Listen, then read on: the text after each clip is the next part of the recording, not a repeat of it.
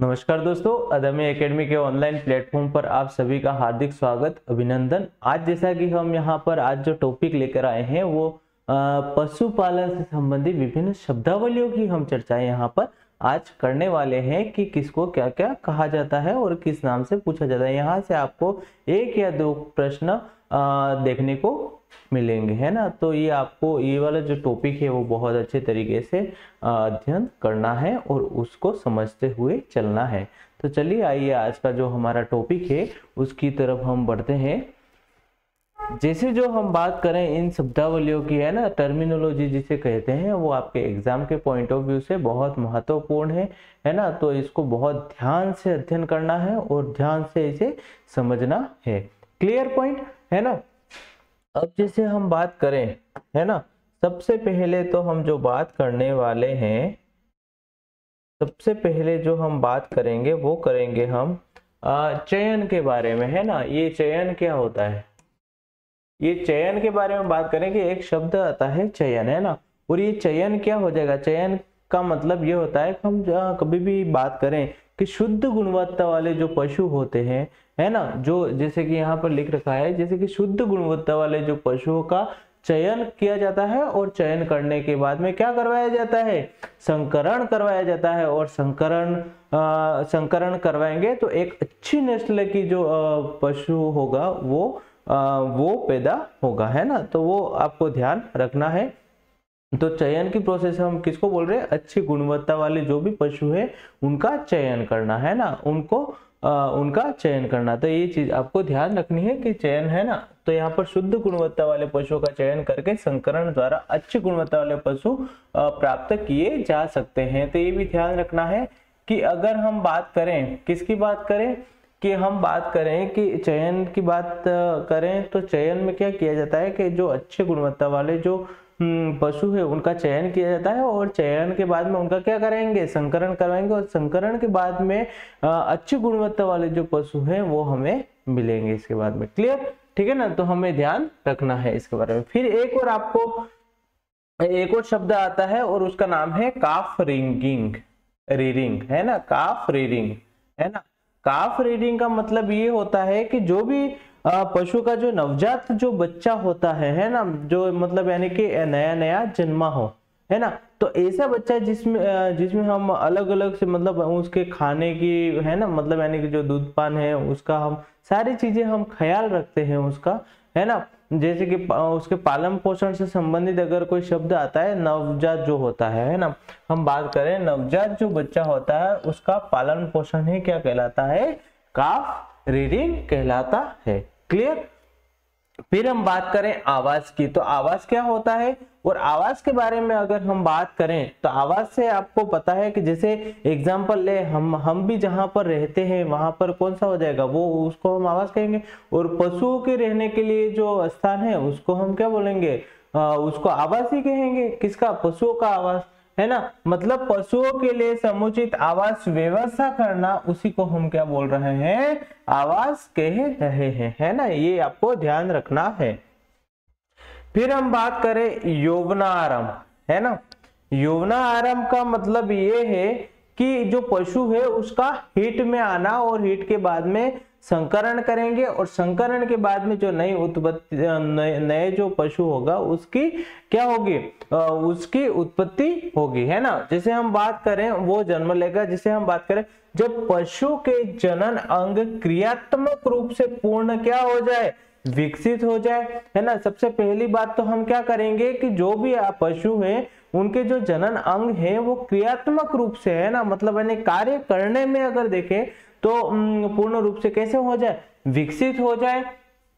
और क्या देखेंगे, और देखेंगे द्वितीय लैंगिक लक्षण है वो प्रदर्शित करने लगे, है ना, द्वितीय लक्षण प्रदर्शित करने लगे। और हम क्या बात करेंगे, और उनकी, है ना, उनकी जो जनन कोशिका है, जो अंडाणु या फिर क्या बोलते हैं, जनन कोशिका, अंडाणु या फिर शुक्राणु का निर्माण जो होता है वो शुरू हो जाते हैं। कब हो जाते हैं, जब यौनारंभ और यौनारंभ हो जाता है तब, है ना। तो हम बात करें मादा में यह अवस्था कब दिखाई देती है, मध्य चक्र द्वारा, और नर में यह अवस्था कब दिखाई देती है, तो मेटिंग क्षमता के द्वारा ये चीजें प्रदर्शित होती है। तो सबसे पहले जो हमने बात करी यहाँ पर, तो सबसे पहले जो बात की है वो हमने क्या बात की है कि जो जनन अंग होंगे वो कैसे होंगे, विकसित होंगे, है ना, क्रियात्मक रूप से कैसे होंगे, विकसित होंगे। और दूसरी बात हमने ये की कि जो द्वितीय लैंगिक लक्षण है वो प्रदर्शित करने लगेंगे, है ना। और फिर हम तीसरी हमने क्या बात की, उनकी जो जनन कोशिका है अंडाणु और शुक्राणु, है ना, क्या क्या अंडाणु और शुक्राणु का निर्माण भी शुरू हो जाता है और इस एज के अंदर। और अगर हम बात करें मादा में, यह अवस्था कब दिखाई देती है, मध्य चक्र के दौरान दिखाई देती है। और बात करें नर में, तो ये जो अवस्था है वो किस दौरान, मेटिंग के दौरान, जो मेटिंग जब करवाते हैं तो उस मेटिंग की क्षमता के आधार पर यह प्रदर्शित की जाती है। तो हमें ध्यान होना चाहिए कि यौन आरंभ कब होता है ना, ये चीजें हमें ध्यान होनी चाहिए। फिर हम आगे की ओर बढ़े, तो आगे की ओर बढ़ने के बाद में हम देखें जैसे कि एक शब्द आता है हाइजीन तथा साफ सफाई, है ना। चाहे मनुष्य हो, चाहे पशु हो, है ना, चाहे कोई भी लिविंग ऑर्गेनिज्म हो, लेकिन उसकी साफ सफाई, है ना, बहुत अहम भूमिका निभाती है यहाँ पर। तो अगर बात करें कि इसका मतलब क्या होता है कि जो भी पशु है ना, पशु का आवास कैसा होना चाहिए, तो साफ सुथरा होना चाहिए, है ना। तो पशु आवास की साफ सफाई और निसंक्रमण, मतलब किसी भी प्रकार के वहां पर कोई बैक्टीरिया नहीं हो, कोई जीवाणु नहीं हो, कोई विषाणु नहीं हो, है ना। तो वहां पे साफ सफाई जितनी ज्यादा रखेंगे उतनी वहां से बीमारियां फैलने की आशंका बहुत कम हो जाएगी। और जितनी ज्यादा गंदगी उस आवास के अंदर होगी तो हो सकता है पशु बीमार हो जाएंगे, हो सकता है पशु से वही बीमारी किसमें आ जाए, मनुष्य के अंदर आ जाए। तो इसीलिए जो गौशाला है या फिर जो पशु का आवास है उसको क्या रखना चाहिए, उसको साफ सुथरा रखना चाहिए। तो उसी को हम क्या बोलते हैं, हाइजीन और साफ सफाई। और अगर हम बात करें मोस्ट जो इम्पोर्टेंट जो एक वर्ड आता है और उसका मतलब है गर्भकाल, है ना। अब ये गर्भकाल क्या होता है कि जो आपका जो मादा पशु है ना, इस मादा पशु में जो गर्भधारण से लेकर और प्रसव तक की जो बीच का जो ड्यूरेशन है, कब तक का, गर्भधारण से लेकर प्रसव तक के बीच के जो समय अंतराल है, जो समय का जो ड्यूरेशन है, उसी को हम क्या बोलते हैं, गर्भकाल कहते हैं, है ना। ये आपको ध्यान रखना है, गर्भकाल किसे कहेंगे ये आपको ध्यान रखना है। तो गर्भकाल हम किसको बोल रहे हैं कि जो भी पशु है वो गर्भधारण से लेकर, कब से लेकर, गर्भधारण से लेकर, है ना, गर्भधारण से लेकर जो प्रसव तक की जो क्रिया है ना, इसके बीच का जो ड्यूरेशन है, इसके बीच का जो यहां से और यहां इसके बीच का जो ड्यूरेशन है, और उसी ड्यूरेशन को हम क्या बोल रहे हैं, तो गर्भकाल कह रहे हैं। और एग्जाम के पॉइंट ऑफ व्यू से डायरेक्ट यही पूछेंगे कि जो आपके गर्भधारण से लेकर प्रसव तक की क्रिया है कि क्रिया के मध्य के काल को क्या कहा जाता है, ऑप्शन दे देंगे 4, है ना। तो आपको ध्यान रखना है वो क्या कहेंगे, गर्भकाल कहेंगे। क्लियर। फिर हम बात करें कि बंध्याकरण, है ना, एक हमने टॉपिक पढ़ा था बंध्याकरण, और ये बंध्याकरण से हम क्या समझते हैं, तो बंध्याकरण में क्या करते हैं, चाहे कौन हो, चाहे नर हो और चाहे मादा हो, और उन पशुओं में क्या करते हैं, जो जनन के लिए जो अंग होते हैं उनको क्या बना देते हैं, मतलब जनन के लिए अयोग्य बना देना, जनन के लिए अयोग्य बना देना। और उसी को हम क्या बोलते हैं, है ना, उसी को हम क्या बोलते हैं, बंध्याकरण। मतलब उसमें या तो फिर जो जनन अंग थे उसको क्या कर रहे थे, बाहर निकाल दे रहे थे, या फिर, है ना, उसको किसी न किसी विधि के द्वारा उसको जनन अयोग्य बना दिया जा रहा था। तो उसी को हम क्या बोल रहे हैं, उसी को हम क्या बोलते हैं, बंध्याकरण कहते हैं। ये भी आपका टॉपिक है जो बहुत महत्वपूर्ण है और यहाँ से प्रश्न हमेशा बनता है, इसीलिए आपको यहाँ पर ध्यान रखना है।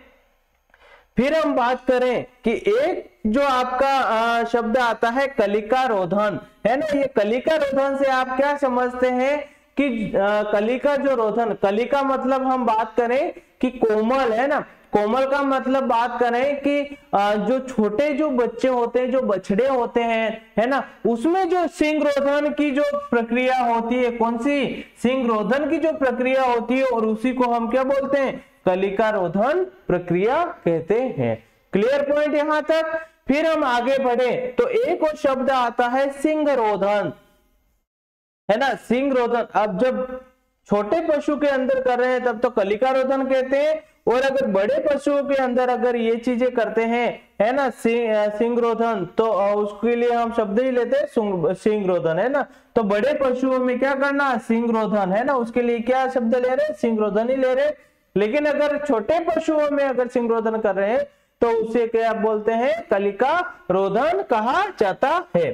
फिर एक और शब्द आता है कि कैथीटर, है ना, कैथीटर जो शब्द आता है कैथीटर, है ना, तो कैथीटर हम जैसे कि अस्पताल में देखा होगा, है ना, कि जो बीमार व्यक्ति होता है उसका पेशाब, है ना, बीमारी के समय सही से नहीं निकल पाता, मतलब एक्सक्रिएशन नहीं हो पाता, मतलब बाहर नहीं निकल पाता, उत्सर्जन नहीं हो पाता मूत्र का। इसीलिए किसका यूज किया जाता है, कैथीटर का यूज किया जाता है ना।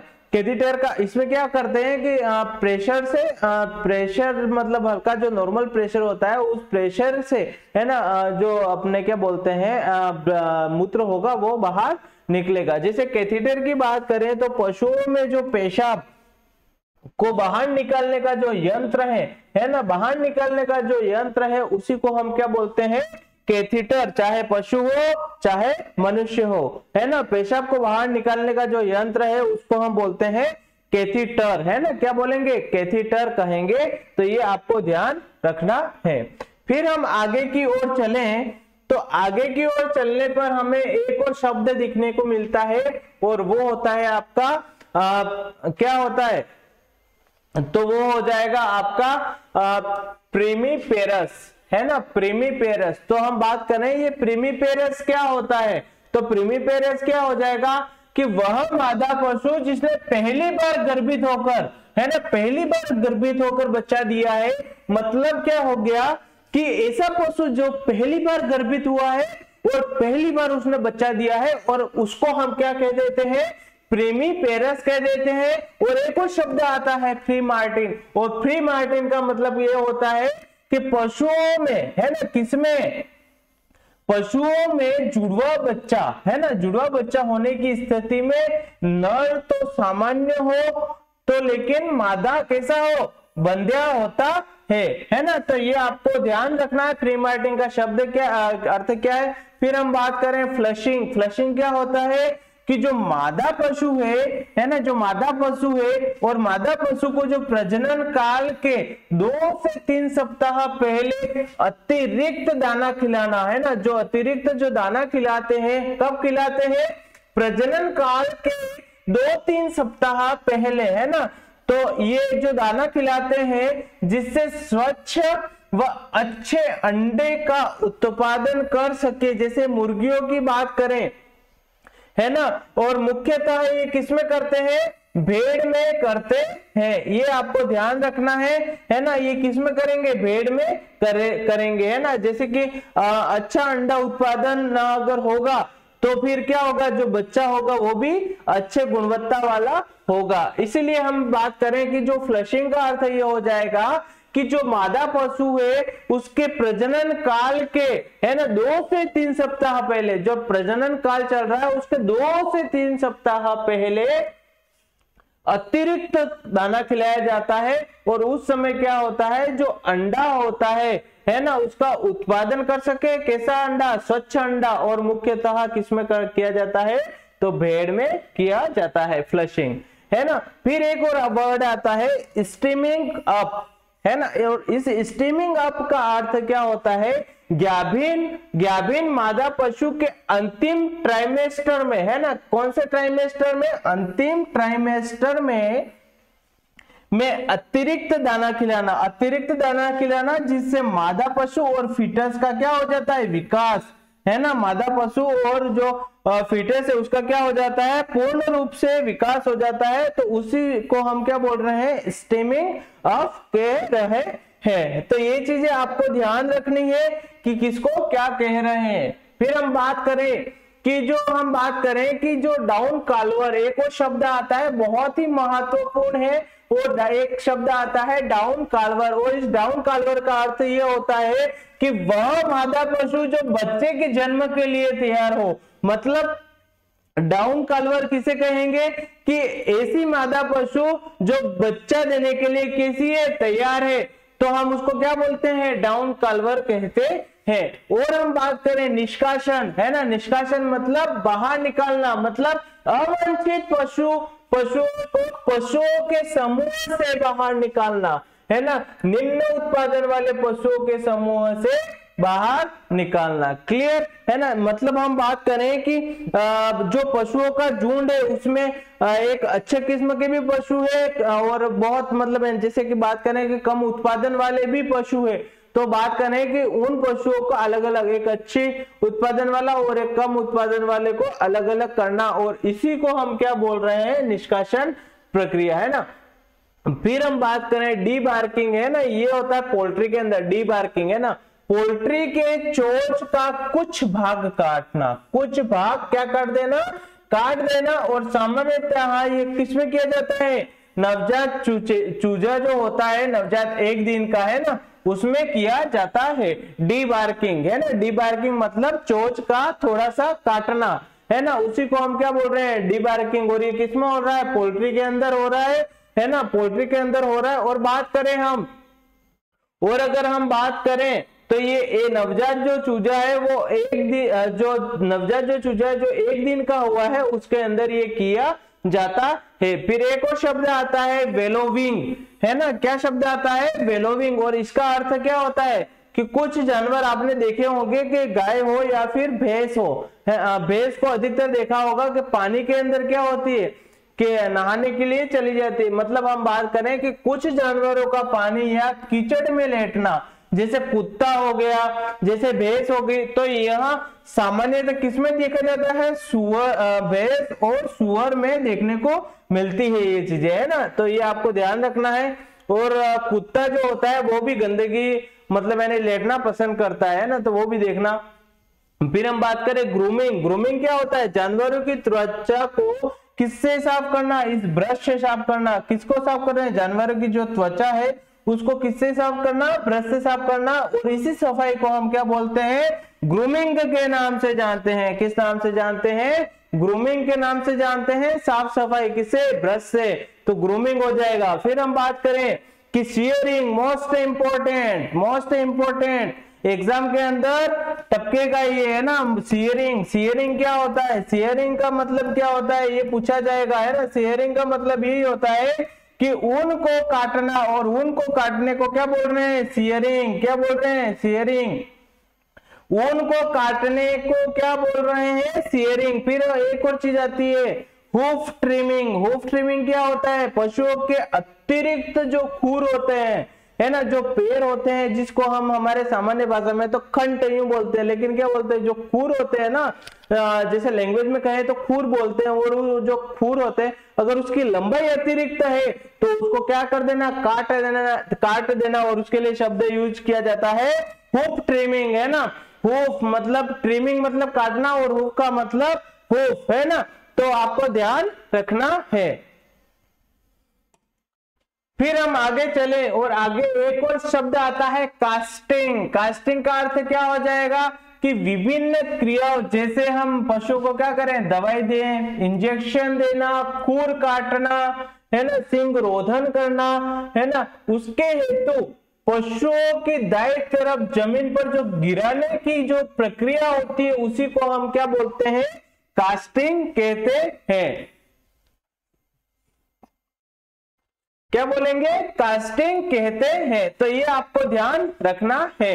फिर अगर हम बात करें मतलब जो जब भी हम दवाई वगैरह करते हैं तो पशु को क्या कर देते हैं, लेटा देते हैं। तो जो लेटाने की जो प्रक्रिया है उसी को हम क्या बोलेंगे, कास्टिंग कहेंगे। और एक शब्द आता है मोस्ट इंपोर्टेंट, कास्टिंग और डबिंग, है ना, ये बहुत महत्वपूर्ण है। और डबिंग का मतलब ये होता है कि मुर्गियों में जो कलंगी होती है, जो ऊपर जो लाल रंग की जो कलंगी होती है, और उस कलंगी को क्या कर देना, काटना। और ये सामान्यतः किसमें किया जाता है, नवजात चूजों में, और कितने दिन का हो, 3 दिन में, है ना।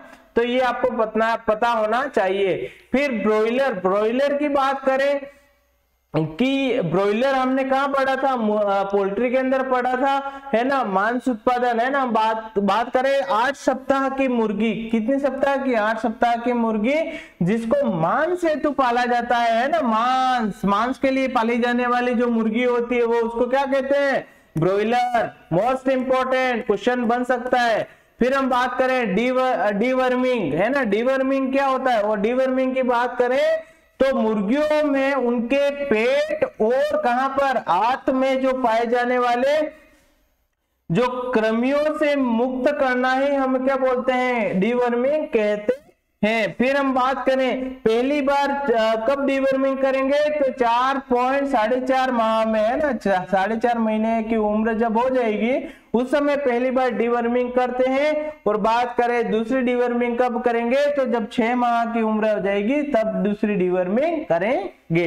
तो ये भी आपको ध्यान रखना है, एग्जाम में यहां से प्रश्न पूछा जा सकता है, तो आपको ध्यान रखना है। फिर हम बात करें कैनाबोलिज्म। कैनाबोलिज्म क्या होता है, और कैनाबोलिज्म का अर्थ ये होता है कि जो भी आपकी मुर्गी है और मुर्गी के द्वारा एक दूसरे पक्षियों को चोंच मारकर घायल करना कैनाबोलिज्म कहलाता है ना, तथा NaCl की कमी के कारण होता है। तो ये कारण पूछ सकते हैं कि जो पक्षी होते हैं, जैसे पोल्ट्री की बात करें, है ना, तो जो मुर्गे होते हैं वो एक दूसरे को चोंच मारते हैं ना, चोंच मारते हैं। तो ये जो चोंच मारने की जो प्रक्रिया है ये किसके कमी के कारण होता है, तो NaCl की कमी के कारण ये चीजें होती है। तो ये भी आपको ध्यान रखना है।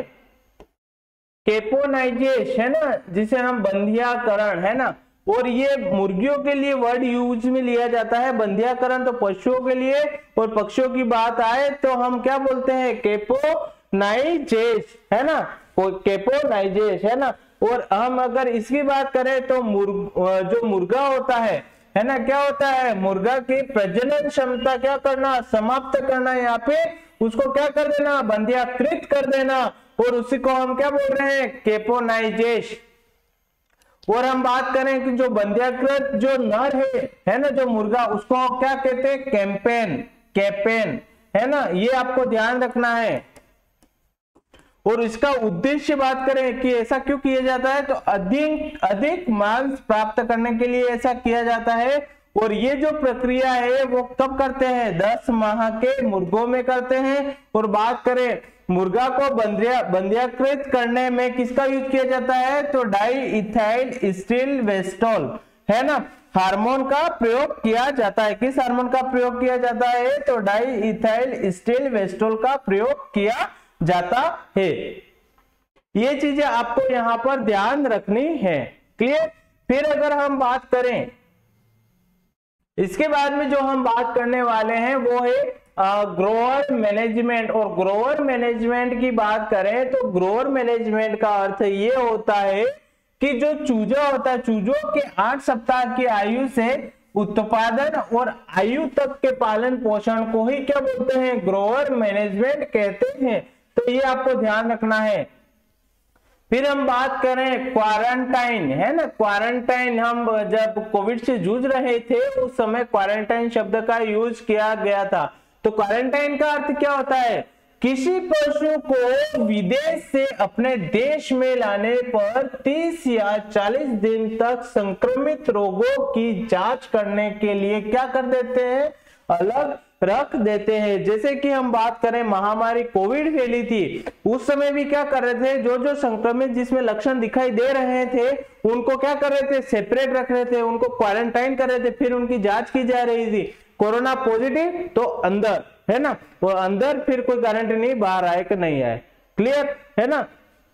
तो वो चीजें है ना, तो क्वारंटाइन का अर्थ आपको यहाँ पर समझ में आ गया होगा। फिर हम बात करें शुष्क काल क्या होता है, तो जो प्रसव के जो पूर्व की जो गाभिन जो मादा होती है उसमें जो दूध का जो सूखने वाली जो प्रक्रिया होती है जिससे अगली बार अच्छा दूध का उत्पादन हो सके, और सामान्यतः शुष्क काल कितने दिन, 60 दिन का होता है। शुष्क काल पूछा जाता है, शुष्क काल कितने दिन का, 60 दिन का, है ना। ये क्या है, इंपॉर्टेंट, ध्यान रखना, शुष्क काल 60 दिन का, है ना। दूध का सुखाना, उसी को हम क्या बोल रहे हैं, शुष्क काल। फिर हम बात करें कि लैक्टेशन पीरियड क्या होता है। लैक्टेशन मतलब, लैक्टेशन का मतलब दूध से है, और बात करें पीरियड का मतलब समय से, मतलब पशु के ब्याने से लेकर दूध सोखने तक के समय को लैक्टेशन पीरियड कहते हैं। मतलब बात करें कि पशु ब्याह गई है और ब्याने के बाद में जो दूध का उत्पादन चालू हो जाएगा, और बात करें दूध का उत्पादन चालू हो गया और चालू होने के बाद में जब तक दूध नहीं सूखेगा तब तक, है ना, जब तक दूध नहीं सुखाते तब तक का जो बीच का जो ड्यूरेशन होता है, और उसी को हम क्या बोलते हैं, लैक्टेशन पीरियड। फिर बात करें लेयर, और लेयर क्या होता है कि ऐसी मुर्गी जो किसके लिए पाली जाए, अंडे के लिए पाली जाए। तो अंडे के लिए जो पाली जाने वाली जो मुर्गी है उसको क्या बोल रहे हैं, उसको लेयर कहते हैं। ये भी आपके एग्जाम के पॉइंट ऑफ व्यू से बहुत महत्वपूर्ण है, इसलिए इसका आपको ध्यान रखना है। फिर हम आगे बढ़े तो आगे एक शब्द आता है वीनिंग। क्या शब्द आता है, वीनिंग। और इस वीनिंग का अर्थ ये होता है कि जो नवजात जो बच्चे होते, बच्चे को मां से अलग करके पालना, है ना, नवजात बच्चे को मां से अलग करके पालना, इसी को हम क्या बोल रहे हैं, वीनिंग। और इसका उद्देश्य नवजात जो बच्चा होता है उससे मां का दूध क्या करना, छुड़ाना, है ना, ये उद्देश्य होता है, दूध छुड़वा देना है, इसीलिए उसको अलग किया जाता है। और इस प्रक्रिया को हम किस नाम से जानते हैं, वीनिंग। फिर हम बात करें रोस्टर्स, और रोस्टर्स क्या होता है, जो 9 से लगाकर 12 माह के जो चूजे होते हैं, है ना, जो चूजे होते हैं उसी को हम क्या बोलते हैं, रोस्टर्स कहते हैं। फिर हम बात करें कोलेस्ट्रम, खीस जिसे हम कहते हैं, जो मां का जो प्रथम जो दूध होता है वही हमारा क्या कहलाता है, कोलेस्ट्रम। महत्वपूर्ण, खीस क्या होता है, ये अब हम क्लास के अंदर चर्चा कर चुके हैं, तो ये आपको ध्यान रखना है। तो हम बात करें प्रसव के बाद प्रथम 3 दिनों का जो दूध होता है, प्रसव के बाद प्रथम जो 3 दिनों का जो दूध होता है वही क्या कहलाता है, कोलेस्ट्रम, है ना। और सामान्यतः देखिए तो 10 से लगाकर जो 15 दिन, है ना, 15 दिन तक देखे, 10 से लगाकर 15 दिन तक, है, मान सकते हैं। तो जो दूध जो गाय या फिर जो नया ब्याया गया है ना, वो जो माँ होती है जो दूध देगी वो कोलेस्ट्रम कहलाता है, खीस कहलाता है ना, ये आपको ध्यान रखना है। फिर हम बात करें इस दूध को बछड़े के वजन का कितना, 1/10 भाग ही पिलाना चाहिए, इससे ज्यादा या फिर इससे कम नहीं पिलाना चाहिए। और बात करें इस दूध के अंदर बच्चे को क्या प्रतिरक्षा, एंटीजन, एंटीबॉडी देता है, और जिससे जो नवजात जो बच्चा है उससे क्या रोग प्रतिरोधक क्षमता क्या हो जाएगी, इंक्रीज हो जाएगी, है ना, ये भी आपको ध्यान रखना है। तो खीस कितना महत्वपूर्ण है ये आपको यहाँ पर समझ में आ रहा होगा।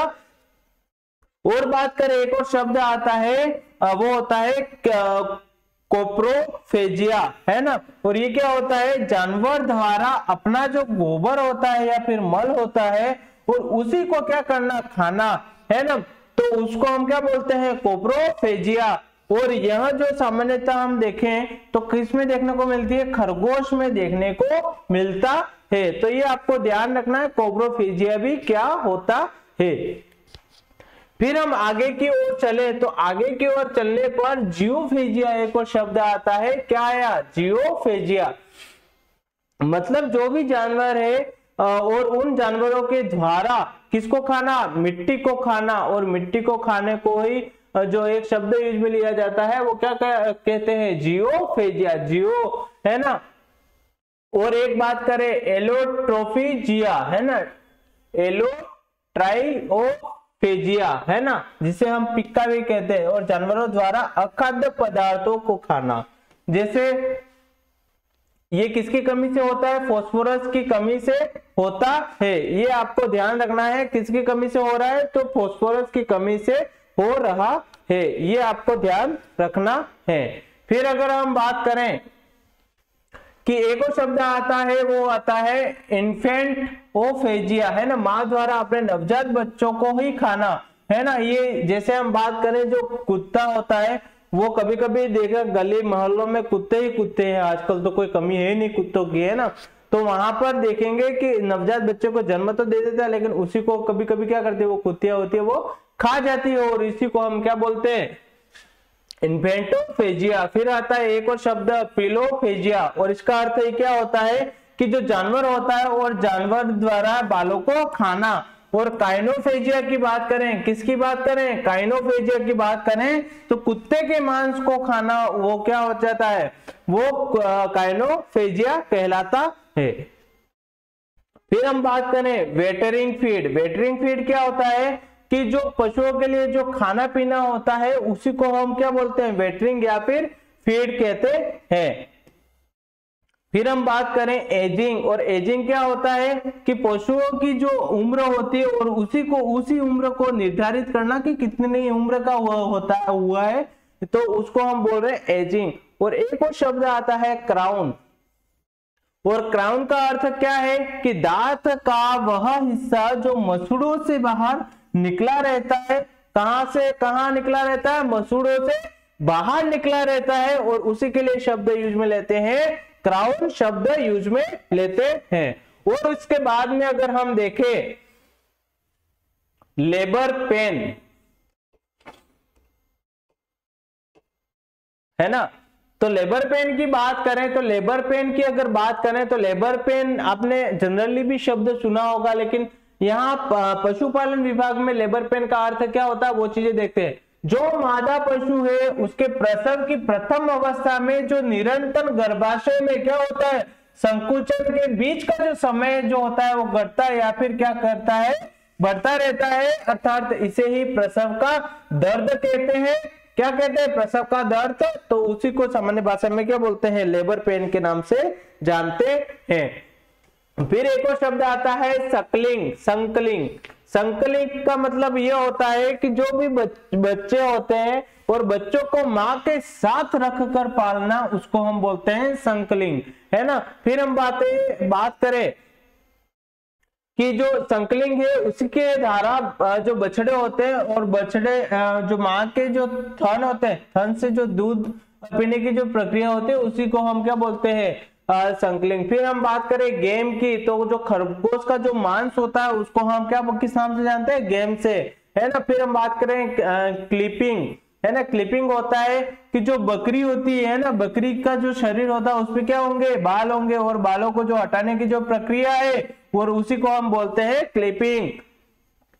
फिर स्टोमक ट्यूब, और स्टोमक ट्यूब का अर्थ क्या होता है कि पशु के रुमन से, किससे? रुमन से द्रव या अपशिष्ट जो पदार्थ है और उसी को बाहर निकालना, है ना, उसी को बाहर निकालने के लिए काम में लेते हैं। क्या लेते हैं? स्टोमक ट्यूब, है ना। तो वो चीजें आपको ध्यान रखनी है। फिर अगर हम बात करें इसके बाद में फ्लेइंग, और फ्लेइंग का अर्थ क्या हो जाएगा? जो भी मृत पशु, कैसा पशु? मृत पशु के शरीर की जो खाल उतारने की जो प्रोसेस है ना, जो प्रोसेस है, और उसी को हम एक शब्द से जानते हैं, वो है फ्लेइंग, है ना। क्या नाम हो जाएगा? फ्लेइंग नाम हो जाएगा। तो ये चीजें आपको ध्यान रखनी है। फिर क्लोइका, क्लोइका का अर्थ क्या होता है? पक्षियों में जो जनन तंत्र है, पाचन तंत्र हो गया, मूत्रवाहक तंत्र हो गया, और उसी का कॉमन भाग जो होता है उसको हम क्लोइका कहते हैं। फिर मेंसेटर पेशी क्या होती है? जबड़े में जो पाई जाने वाली जो पशु के शरीर की जो सबसे मजबूत जो पेशी होती है, जो सबसे मजबूत जो पेशी होती है, इसी को हम क्या बोलते हैं? मेसेंटर पेशी कहते हैं, है ना। ये एग्जाम के पॉइंट ऑफ व्यू से बहुत महत्वपूर्ण है। फिर हम बात करें फीमर, फीमर की बात करें तो पशु शरीर होता है, उस शरीर में सबसे लंबी हड्डी को हम क्या बोलते हैं? फीमर कहते हैं, है ना। फीमर क्या है? सबसे लंबी हड्डी। और हम बात करें किसकी? स्टेपिज की, तो स्टेपिज क्या है ना, सबसे छोटी जो हड्डी होती है उसको हम स्टेपिज कहते हैं। और स्टेपिज जैसे कि हम बात करें मनुष्य के अंदर, तो स्टेपिज हड्डी और जो फीमर हड्डी होती है वो पता है, फीमर हड्डी कौन सी? जांघ की हड्डी। और स्टेपिज कौन सी? कान की हड्डी जो होती है उसको स्टेपिज हड्डी कहते हैं। और बात करें स्टेपीडियस, स्टेपीडियस का मतलब क्या होता है? मतलब पशु जो शरीर होता है उसकी सबसे छोटी जो मांसपेशी होती है उसको स्टेपेडियस कहते हैं। फिर ग्लूटियन, ग्लूटियन क्या होता है? पशु शरीर की सबसे बड़ी जो मांसपेशी होती है उसको हम ग्लूटियन कहते हैं। तो ये आपको ध्यान रखना है। फिर अगर हम बात करें इसके बाद में, और इसके बाद में एक शब्द आता है पेक्टोरेलिस, है ना। पेक्टोरेलिस क्या होता है? पक्षियों का जो शरीर होता है, क्या होता है? शरीर की जो सबसे बड़ी जो मांसपेशी है उसको पेक्टोरेलिस कहते हैं। फिर हम बात करें, एक शब्द आता है कड, और कड का मतलब क्या हो जाएगा कि जो पशु शरीर के जो आमाशय का जो भाग है, जो रेटिकुलम से वापस मुंह में जाने वाला जो किण्वित जो भोजन है, कहां पर चले जाता है? कभी कभी होता है ना, जो पेट में जो भोजन होता है जो हमने खाया है वो वापस से कहा आ जाता है? मुंह में आ जाता है। तो उसी प्रकार से जो पशु होता है उसमें भी होता है, जो किण्वित जो भोजन होता है वो वापस बाहर आना, और उसको हम क्या बोलते हैं? कड के नाम से जानते हैं। और बोलस का अर्थ क्या हो जाएगा? बोलस का अर्थ ये होता है कि जो पशु के द्वारा जो मुंह से निकला हुआ जो भोजन है उसको बोलस कहेंगे। और हम बात करें रिगजिटेशन, है ना। रिगजिटेशन का मतलब क्या होता है? जो रुमंती पशु होता है, रुमंती को जुगाली करने वाले, और रुगंती पशुओं में क्या? आमाशय के जो रेटिकुलम जो भाग होता है, कौन सा भाग? 4 भाग मैंने बताए थे, है ना। उसमें ही एक रेटिकुलम भाग होता है। वो जो रेटिकुलम जो भाग है उसमें भोजन का वापस मुंह में आना, और उसी को हम बोलते हैं रिगजिटेशन। और एक होता है एंड्रोलॉजी, और एंड्रोलॉजी का अर्थ क्या होता है कि नर जनन अंगों का अध्ययन करना, एंड्रोलॉजी। और बात करें गायनेकोलॉजी, गायनेकोलॉजी बात करें तो मादा जनन अंगों का अध्ययन करना गायनेकोलॉजी कहलाता है। फिर हम बात करें गर्भपात क्या होता है, और गर्भपात की बात करें एबॉर्शन, एबॉर्शन क्या होता है ना। एबॉर्शन क्या होता है? तो गर्भकाल पूर्ण होने से पहले जो मृत जो भ्रूण का शरीर से कहां निकाल देना? बाहर, तो उसी को हम क्या बोलते हैं? गर्भपात कहते हैं। तो ये चीजें आपको ध्यान रखनी है, जो शब्दावली है वो बहुत ही महत्वपूर्ण है यहाँ पर। फिर हम बात करें इसके बाद में, और एक शब्द आता है स्टिल बर्थ का। तो जो स्टिल बर्थ है इसका अर्थ क्या होता है? जो गर्भकाल पूर्ण होने के पश्चात जो मृत जो भ्रूण है उसी का बाहर आना स्टिल बर्थ कहलाता है। ये आपको ध्यान रखना है। फिर मिसकैरेज, मिसकैरेज का अर्थ होता है किसी भी पशु में लगातार क्या हो जाता है? गर्भपात होता है, और इसी को हम बोलते हैं मिसकैरेज, है ना, मतलब बिगड़ जाना। फिर हम बात करें, एक और शब्द आता है प्लेसेंटा, है ना, प्लेसेंटा, है ना, जिसे हम अपरा भी कहते हैं। और ये किसमें पाई जाती है? मादा के अंदर। और मादा के गर्भाशय की जो एंड्रोमेट्रियम और भ्रूण जो होता है, भ्रूण की जो झिल्ली का जो कार्य के संबंध होता है ना, जो भ्रूण को गर्भकाल में क्या देता है? इसका जो प्लेसेंटा का जो मुख्य का जो कार्य होता है, इंपॉर्टेंट है ये, है ना। और प्लेसेंटा का एक ही चीज आपको ध्यान रखना है, इस प्लेसेंटा का जो मुख्य काम है वो क्या है? पोषण प्रदान करना। किसको? जो नवजात शिशु जो भ्रूण है, जो भ्रूण जो बन रहा है ना, उस भ्रूण को पोषण प्रदान करना इसका मुख्य कार्य रहता है। चाहे पशु हो और चाहे मनुष्य हो, चाहे मानव हो, तो उसमें भी, है ना। फिर हम बात करें, एक रोग पढ़ा होगा हमने मेस्टाइटिस, है ना, मेस्टाइटिस पशुओं से संबंधित है, और जो स्तनों में जो सूजन आती है और उसी को हम क्या बोल रहे हैं? मेस्टाइटिस कहते हैं, है ना। तो ये भी आपको ध्यान रखना है। और उसके बाद में अगर देखें कि एक और शब्द बात आती है, एक तो आपने पढ़ा मेस्टाइटिस, है ना, जो कि रोग है जिसमें थनों में सूजन आ रही थी, लेकिन एक और शब्द आता है मेस्टाइटिस, है ना। मेस्टाइटिस का अर्थ ये हो जाएगा कि गर्भाशय में सूजन आना, है ना, गर्भाशय में जो सूजन आ रही है उसको मेस्टाइटिस कहते हैं। और एक और शब्द आता है इनस्ट्रस, और इनस्ट्रस का अर्थ ये होता है कि जो पशुओं का जो हीट में आना है ना, हीट में नहीं आना, और इस नहीं आने को ही हम क्या बोलते हैं, इनस्ट्रस।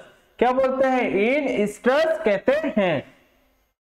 फिर हम बात करें डिस्टोकिया, और डिस्टोकिया क्या होता है, जो कष्टपूर्ण जो प्रसव होता है, और उसी को हम डिस्टोकिया कहते हैं। फिर हम बात करें बांझपन, और बांझपन क्या होता है, इनफर्टिलिटी क्या होती है, तो जो मादा पशु द्वारा जो बच्चे को जो पैदा करने में जो असमर्थ होता है, उसी को हम क्या बोलते हैं, बांझपन कहते हैं, है ना। अब फिर बात करें स्टॉल फीडिंग, और स्टॉल फीडिंग का अर्थ क्या हो जाएगा कि पशुओं को बांध कर दाना या फिर चारा खिलाना।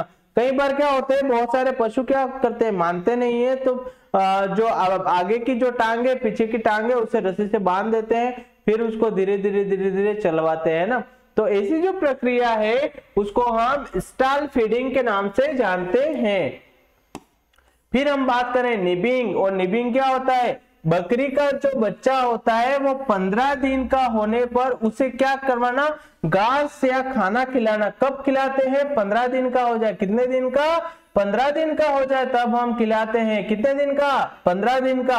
और माँ के पास छोड़ देना, उसी को हम क्या बोलते हैं, निबिंग कहते हैं। तो ये सारी शब्दावलियां आपको ध्यान रखनी है। तो हमने क्या क्या पढ़ा है, निबिंग, स्टॉल फीडिंग, है ना, बांझपन, ये सारी चीजें हमने यहाँ पर अध्ययन की है। तो ये सारी चीजें आपको ध्यान रखनी है कि आज हमने क्या क्या चीजें देखी है। तो आज हमने जो चयन जो प्रक्रिया थी उसको देखा, काफ रिंगिंग, है ना, यौवन आरंभ कब कब हमें लगता है कि यौवन आरंभ हो गया है, तो वो उसका पता कैसे लगा है, तो वो चीजें हमने देखी। फिर बहुत महत्वपूर्ण गर्भकाल, है ना, इसके बारे में हमने देखा। और उसके बाद में अगर हम बात करें, इसके बाद में अगर हम बात करें तो ये कुछ शब्दावलियां हमने देखी, है ना। इस तरीके से आज हमने जो शब्दावली है वो हमने यहाँ पर देखी है। और हम जितने भी पशु है, जैसे गाय हो गया, भैंस हो गया, भेड़ हो गए, है ना, भेड़ हो गई, है ना, ऊंट हो गया, तो उनसे संबंधित जो शब्दावलियां होगी वो भी हम नेक्स्ट क्लास के अंदर करने वाले हैं। तो मोस्ट इंपॉर्टेंट ये है कि हम कुछ शब्दावलियों को जाने कि पशुपालन से संबंधित कुछ शब्दावलियां होती है और उनको क्या क्या कहा जाता है, तो इनको हमें जानना बहुत अति आवश्यक था, है ना। तो जो हम नेक्स्ट क्लास होगी उसमें भी हम शब्दावलियों का अध्ययन करने वाले हैं। तो आज की क्लास जो रहेगी वो यहीं तक रहेगी। धन्यवाद। जय हिंद, जय भारत।